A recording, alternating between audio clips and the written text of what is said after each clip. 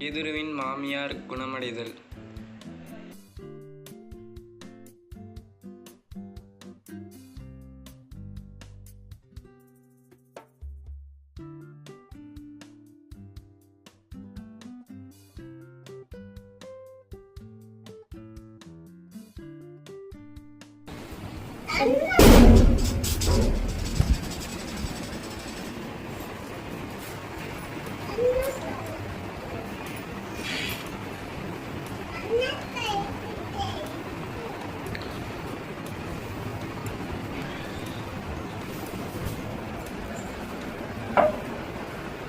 காய்ச்சல் குறையவில்லை. நேரம் ஆக ஆக காய்ச்சல் அதிகமாகிக் கொண்டிருக்கிறது.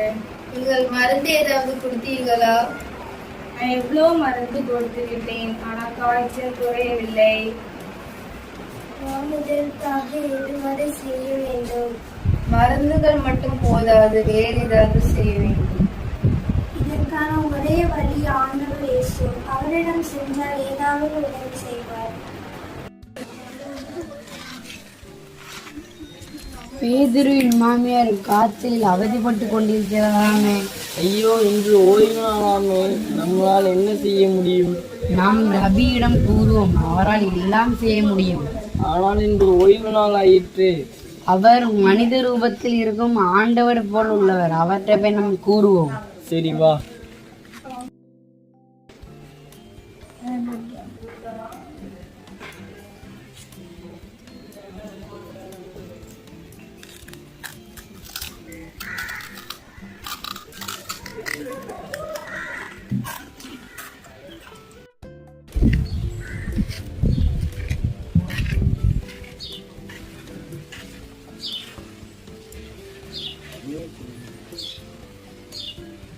ரபி, பேதுருவின் மாமியார் காய்ச்சலால் அவதிப்பட்டு கொண்டிருக்கிறாளாம்.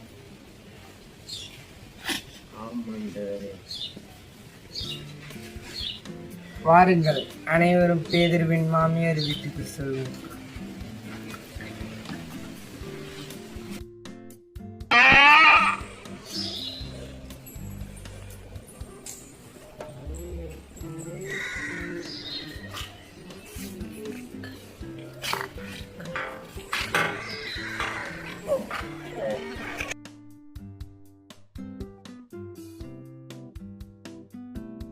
இயேசு பேதுருவின் வீட்டிற்குள் சென்றபோது பேதுருவின் மாமியார் காய்ச்சலால் படுத்திருந்ததை கண்டார்.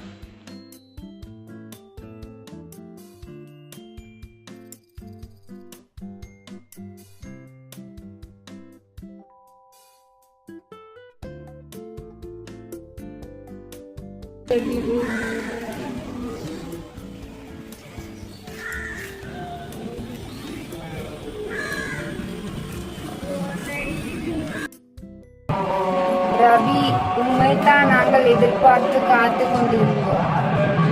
பாருங்கள்,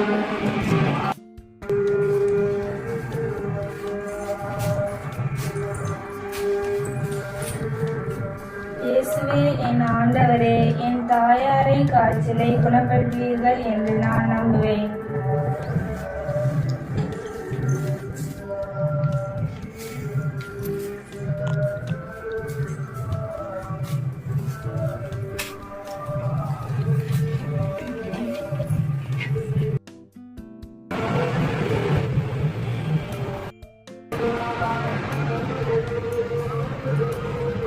உன் காய்ச்சல் உன்னை விட்டு நீங்கிட்டு இனி எழுந்து உன் வேலைகளை செய்யலாம்.